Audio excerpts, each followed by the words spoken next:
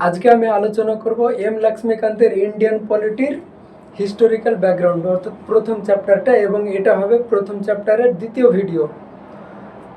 আজকের ভিডিওটা শুরু করব চার্টার অ্যাক্ট 1793 1794 সালের চার্টার অ্যাক্ট দিয়ে।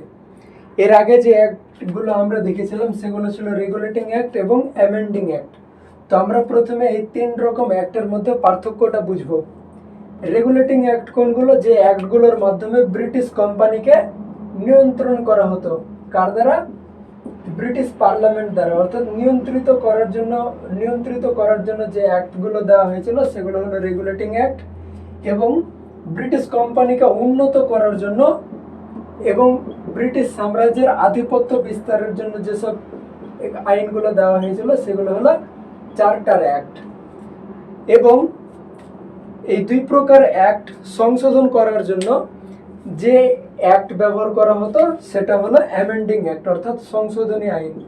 অর্থাৎ এই আইনটা সংশোধনের জন্য ব্যবহার করা হতো। তো চার্টার অ্যাক্ট 1793 এটা আলোচনা করার আগে আমাদের কিছু ইতিহাস জানতে হবে, যাতে করে এই অ্যাক্টটা সহজে বোঝা যায়।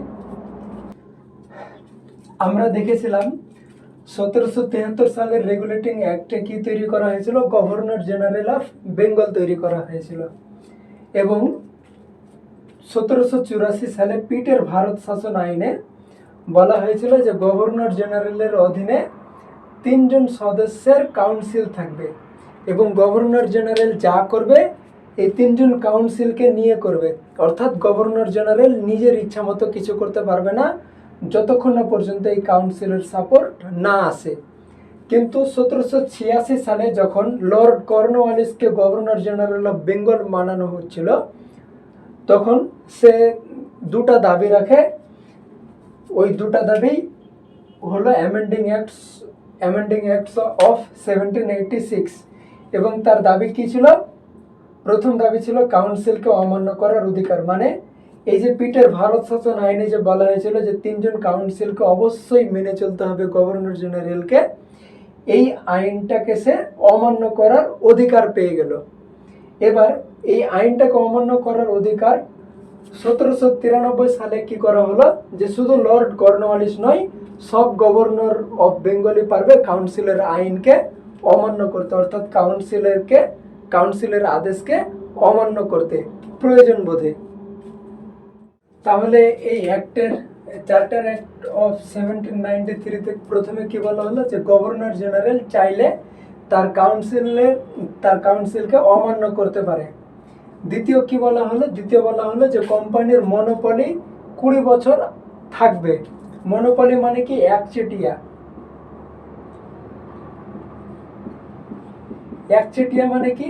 যে ব্রিটেন থেকে শুধুমাত্র ব্রিটিশ ইস্ট ইন্ডিয়া কোম্পানি ব্যবসা বাণিজ্য করতে ভারত আসবে, ব্রিটেন থেকে অন্য কেউ আর ব্যবসা করতে আসতে পারবে না। সেটাই হলো মনোপলি। অর্থাৎ ব্রিটিশ ইস্ট ইন্ডিয়া কোম্পানি ছাড়া কেউ এদেশে বাণিজ্য করতে পারবে না ব্রিটেনের হয়ে। সেটা আরো কত বছর থাকবে? আরো 20 বছর থাকবে।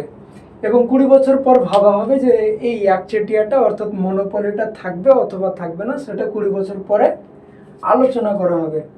তৃতীয় কি গুরুত্বপূর্ণ? আমরা দেখেছিলাম যে 1784 সালের পিটের ভারত শাসন আইনে ব্রিটিশ কোম্পানিকে দুই ভাগে ভাগ করা হয়েছিল, একটা কোর্ট অফ ডাইরেক্টরস আর একটা board of control. Court of directors কিসের জন্য? ব্রিটিশ এর ব্যবসায়িক দিকগুলোকে দেখার জন্য কোর্ট অফ ডাইরেক্টরস। এবং বোর্ড অফ কন্ট্রোল কি জন্য? ব্রিটিশ কোম্পানির প্রশাসনিক দিকগুলোকে দেখার জন্য বোর্ড অফ কন্ট্রোল স্থাপন করা হয়েছিল। যদিও এই বোর্ড অফ কন্ট্রোল ছিল ব্রিটিশ পার্লামেন্টের অধীনে।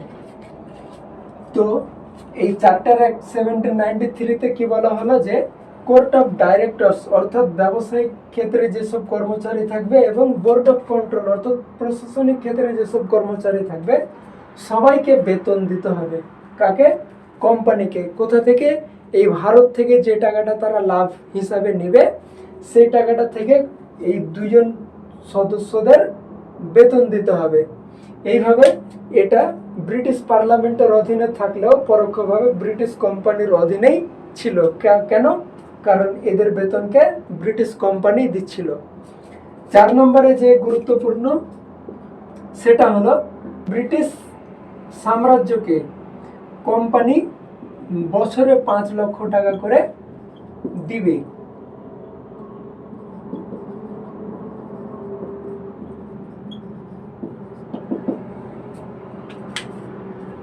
তাহলে এগুলোই হলো চার্টার অ্যাক্ট অফ 1793 গুরুত্বপূর্ণ বিষয়গুলো। একটা বিষয় ছুটে গিয়েছিল, পিটের ভারত শাসন আইনে সর্বপ্রথম ব্যবহার করা হয়েছিল যে ব্রিটিশদের অধিকৃত ভারত, অর্থাৎ ভারত ব্রিটিশের অধিকার।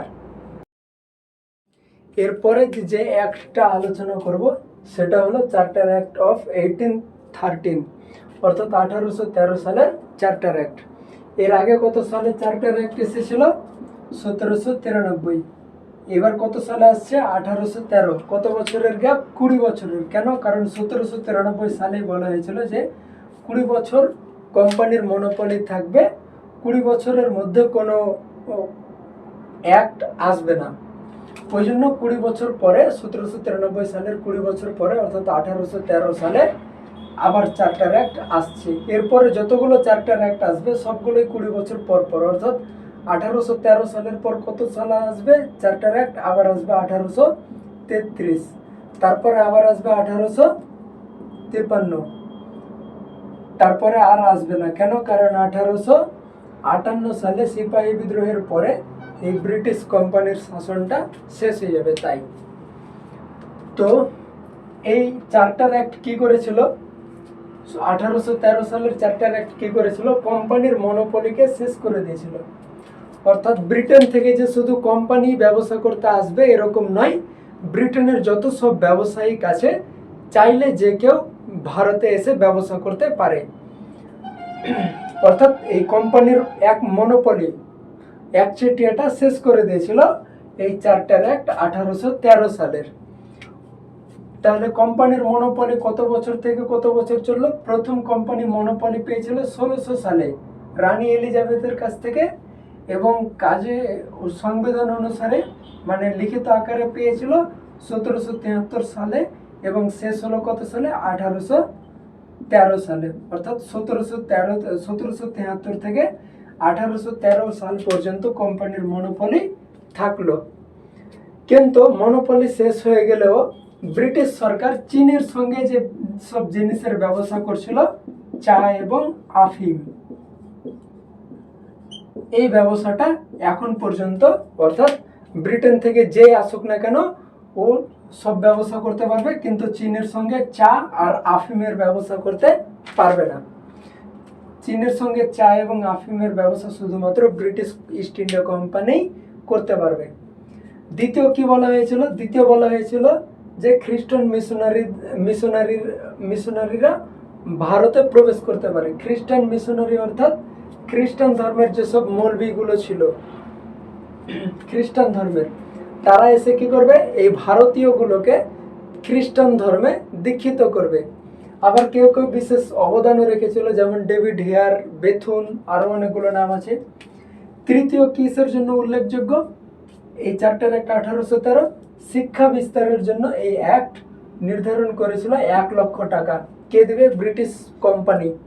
অর্থাৎ ব্রিটিশ কোম্পানি এই ভারতে শিক্ষা বিস্তারের জন্য বছরে 1 লক্ষ টাকা করে দিবে। 4 নম্বরে কি বলা হয়েছিল? যে রাজস্ব সংগ্রহ করবে, অর্থাৎ ট্যাক্স কালেক্ট করবে কারা?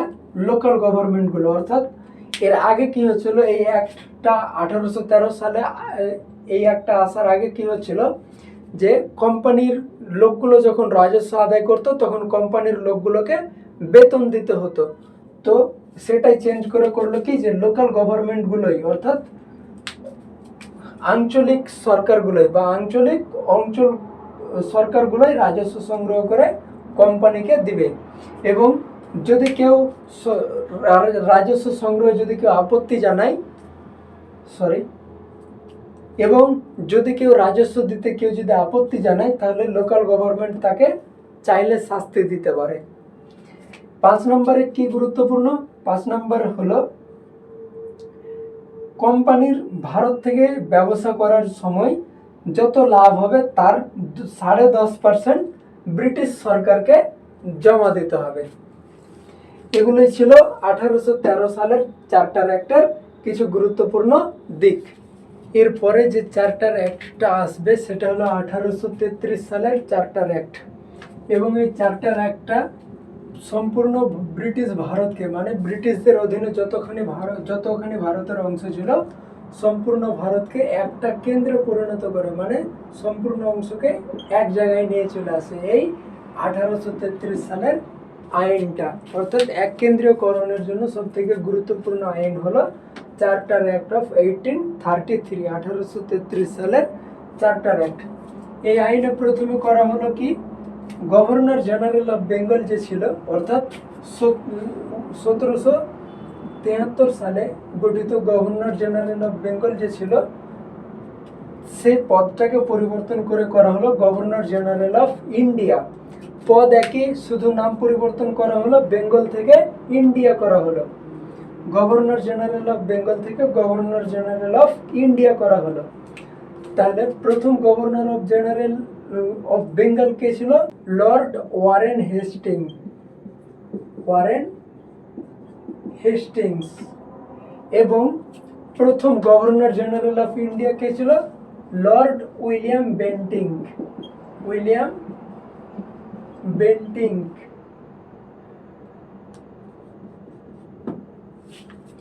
দ্বিতীয় কি করা হয়েছিল এই চার্টার অ্যাক্টে?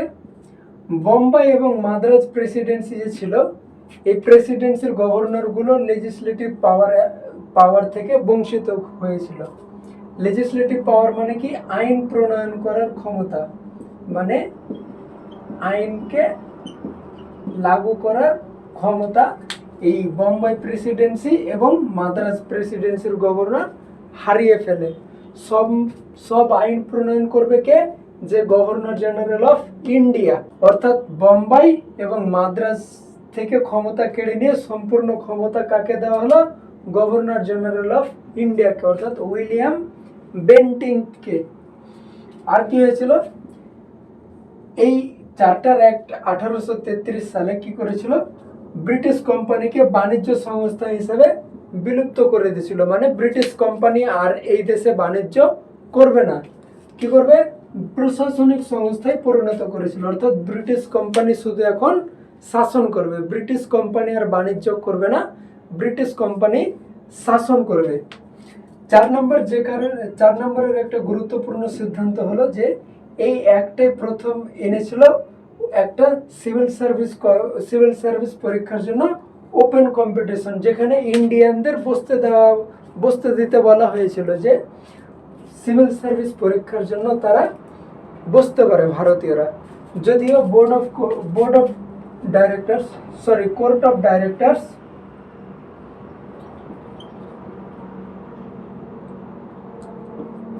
কোর্ট অফ ডাইরেক্টরস এর বিরোধিতা করে এবং এটা বাতিল হয়ে যায়।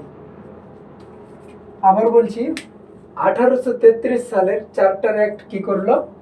ভারতীয়দেরও সিভিল সার্ভিসে বসার জন্য সুযোগ করে দিল, কিন্তু কোর্ট অফ ডাইরেক্টরস কি করলো? এর বিরোধিতা করলো, ওই জন্য এই পরিকল্পনাটা বাতিল হয়ে গেল। 5 নম্বর কি গুরুত্বপূর্ণ এই আইনটার? সেটা হলো কোম্পানি আরো 20 বছর থাকবে, মানে 1833 সালের পরেও আরো ব্রিটিশ ইস্ট ইন্ডিয়া কোম্পানি 20 বছর থাকবে, যদিও সেটা ব্যবসার জন্য নয়, সেটা থাকবে প্রশাসনিক সংস্থা হিসাবে।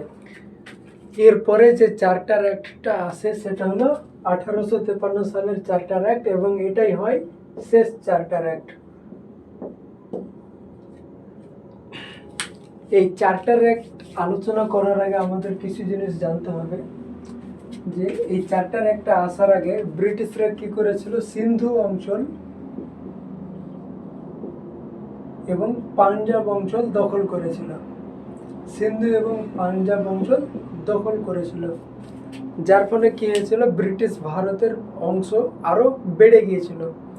এই বেড়ে যাওয়ার কারণে গভর্নর জেনারেল অফ ইন্ডিয়া তখন কি করেছিল? তার অধীনে থাকা লেজিসলেটিভ কাউন্সিল এবং এক্সিকিউটিভ ফাংশনকে আলাদা আলাদা করে দিয়েছিল। অর্থাৎ এই 1853 সালের আগে লেজিসলেটিভ কাউন্সিলার্স আর এক্সিকিউটিভ ফাংশন একই ছিল, অর্থাৎ যারা আইন তৈরি করত তারাই আইন প্রণয়ন করত। কারা করত? এই যে এরা, governor general of India, commander in chief এবং এক্সিকিউটিভ কাউন্সিলার্স। এবার 1853 সালে কি করলো? এরা শুধু এক্সিকিউটিভ ফাংশনেই থেকে গেল, অর্থাৎ আইন প্রণয়নের ক্ষেত্রে এরা শুধু থেকে গেল এবং আইন তৈরি করার জন্য আরো একটা সভা তৈরি করলো, যেটা হলো লেজিসলেটিভ কাউন্সিলার্স। এদের কাজ হলো আইন তৈরি করা।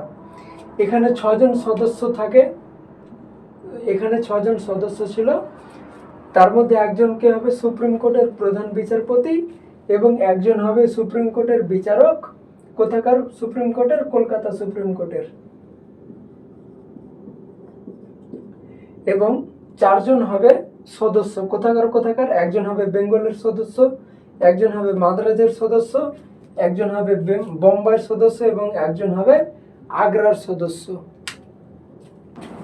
এভাবে 1853 সালের এই অ্যাক্টটা 6 জন সদস্য এক্সিকিউটিভ কাউন্সিল এবং 6 জন সদস্য লেজিসলেটিভ কাউন্সিলের মিলিয়ে মোট 12 জন নিয়ে মিনি পার্লামেন্ট তৈরি করে। Mini parliament. আর কি গুরুত্বপূর্ণ এই 1853 সালের চার্টার অ্যাক্টে?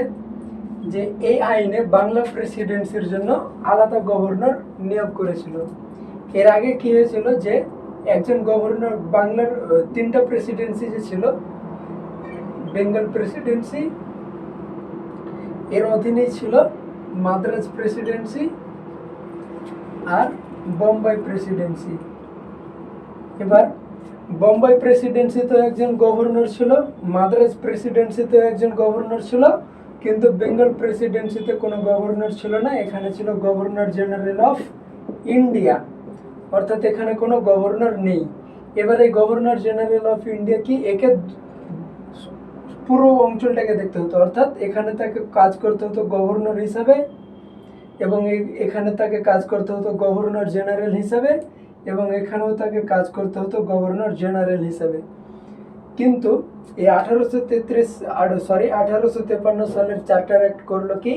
এই বেঙ্গলের জন্য আলাদা করে গভর্নর নির্বাচন করলো।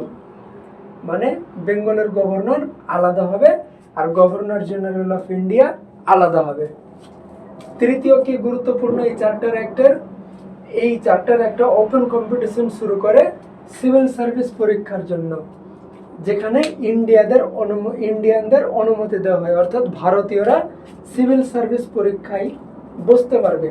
এর আগে 1833 সালে যখন এসেছিল এই নিয়মটা, তখন কোর্ট অফ ডাইরেক্টরস এর বিরোধিতা করেছিল এবং সেটাকে বাতিল করে দিয়েছিল। কিন্তু 1853 সালে কি সেই অনুমতিটা পেয়ে যায় যে ভারতীয়রাও সিভিল সার্ভিস পরীক্ষাতেও বসতে পারবে। কিন্তু এখন যেমন সিভিল সার্ভিস পরীক্ষা ইউপিএসসি, ডাব্লিউবিসিএস ছিল, তখন ছিল আইসিএস, অর্থাৎ ইন্ডিয়ান সিভিল সার্ভিস। এখন যেমন বিভিন্ন ভাগ আছে, ডাব্লিউবিসিএস, ইউপিএসসি, তখন এরকম ভাগ ছিল না। পিএসসি, পাবলিক সার্ভিস কমিশন, তখন এরকম ভাগ ছিল না, তখন একটা ছিল আইসিএস।